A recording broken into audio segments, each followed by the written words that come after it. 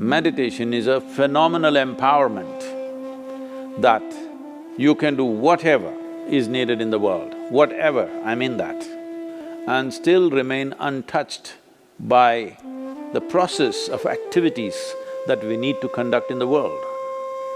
If you sit here, your body is here, your mind is there, who you are is little away. This is the end of suffering, and this is meditativeness.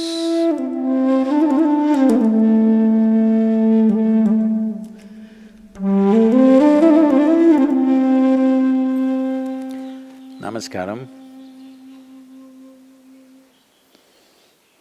Probably the second most repeated word, oft-repeated word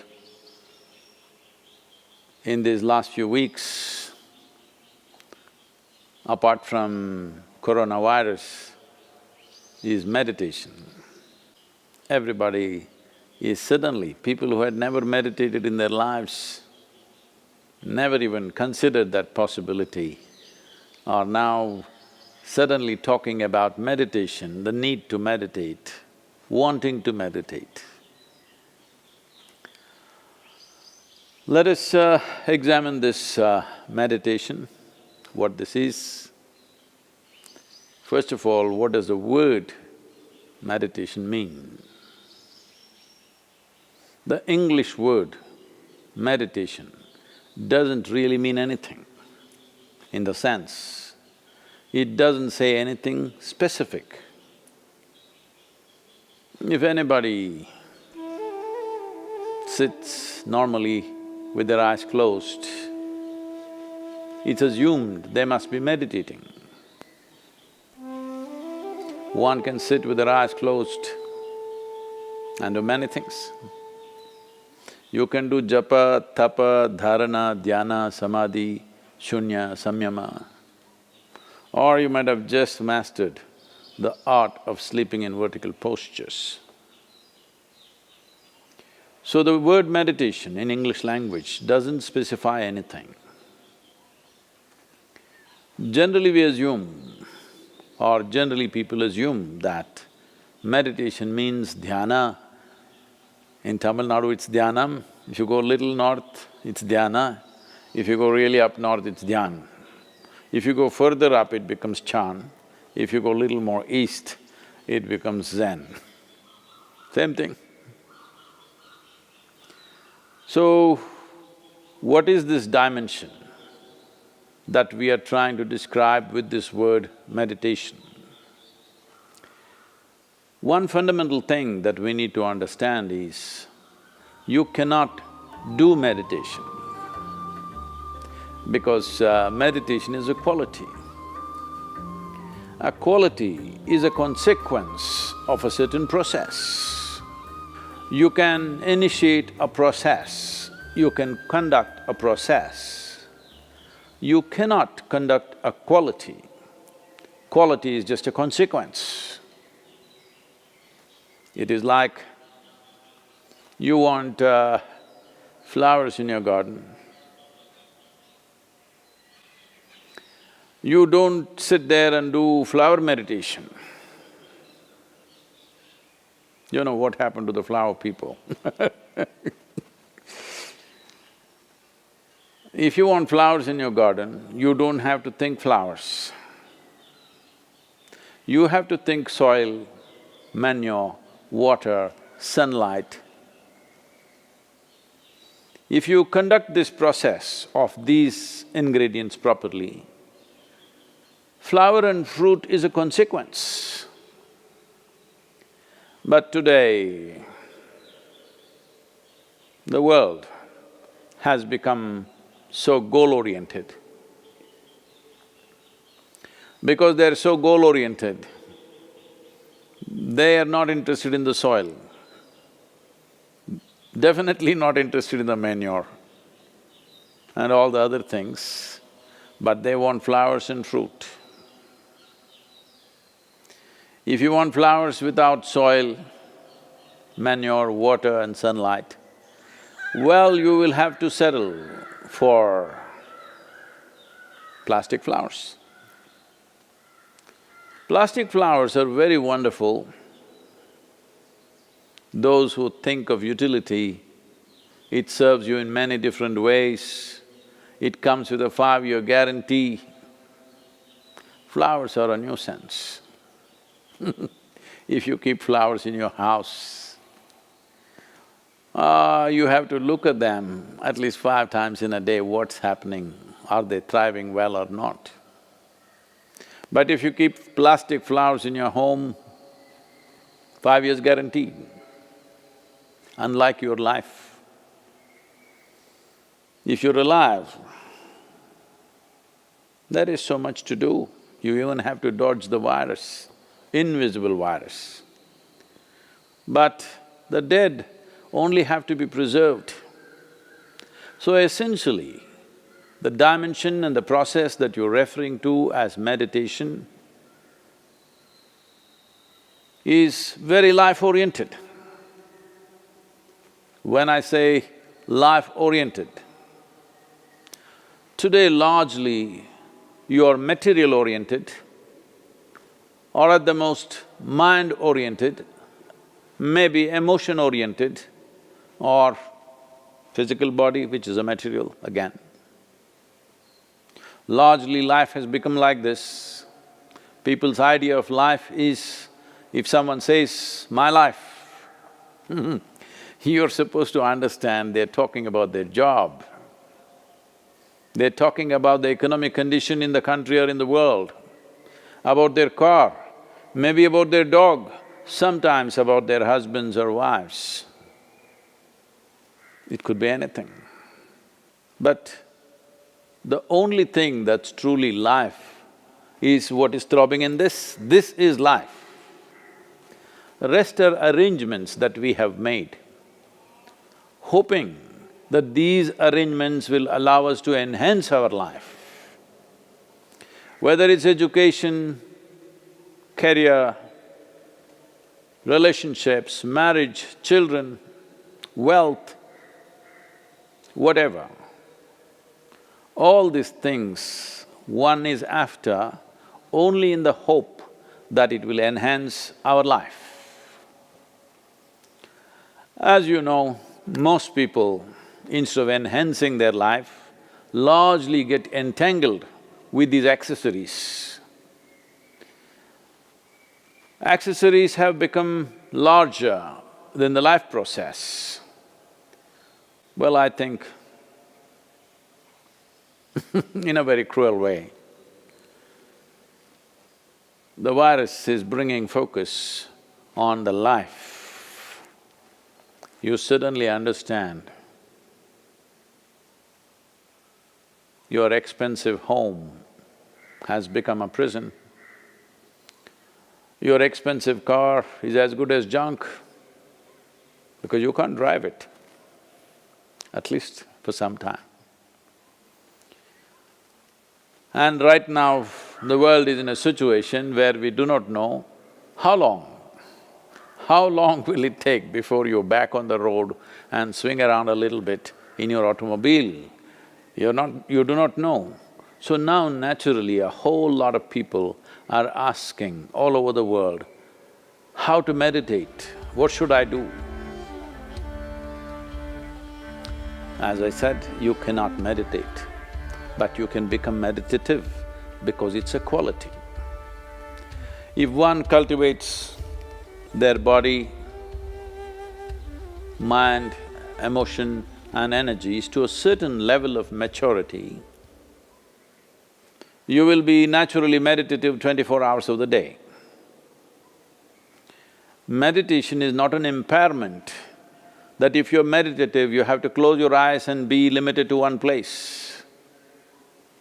Meditation is a phenomenal empowerment that you can do whatever is needed in the world, whatever, I mean that. Whatever is needed in the given situation and still remain untouched by the process of activities that we need to conduct in the world. This empowerment or without this empowerment. In fact, a human being is crippled because if what you have to think, feel, understand and act in the world is going to rub off on you in such a big way, naturally you will hesitate to do what is needed. Naturally you will avoid doing things that need to be done. In a way, the moment you are in a state where your own activity and the activity of the world around you and the activity of your mind and your emotion, once they're impacting you every moment of your life, then in some way you will cripple yourself because naturally you would want to keep the scale of your life very limited because activity, thought, emotion, involvement with life can cause enormous amount of suffering. Once there is fear of suffering, knowingly or unknowingly, you will limit the scope and possibilities of your life. Meditation means just this, in a very simple way if we have to put it. If you sit here, your body is here, your mind is there, who you are is little away from these two dimensions of physical body and mental accumulations. These two accumulations of body and mind, if a little space arises between you and this is the end of suffering. And this is meditativeness.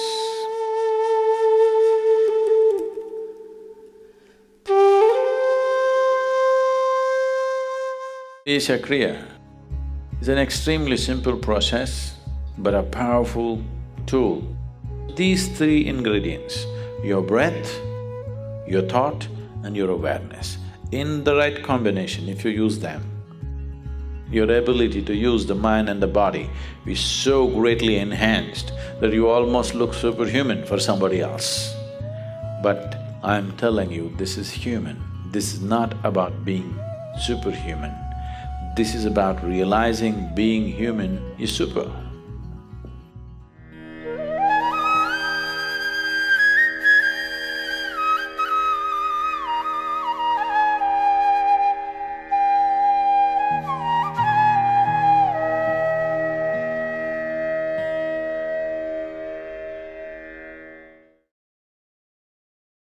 There are no subtractions and divisions in our mind.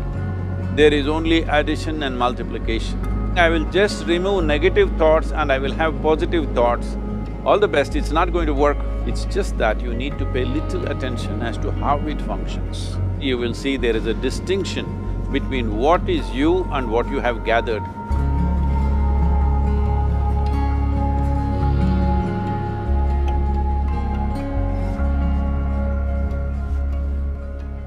Well, see the way the question is asked and also the way normally it's addressed is, people think there is something called as negative thought and positive thought.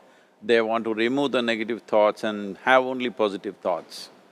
For such people, I would ask them to just experiment for 10-15 seconds. Let them forcefully remove one thought from their mind. For example, next 10 seconds,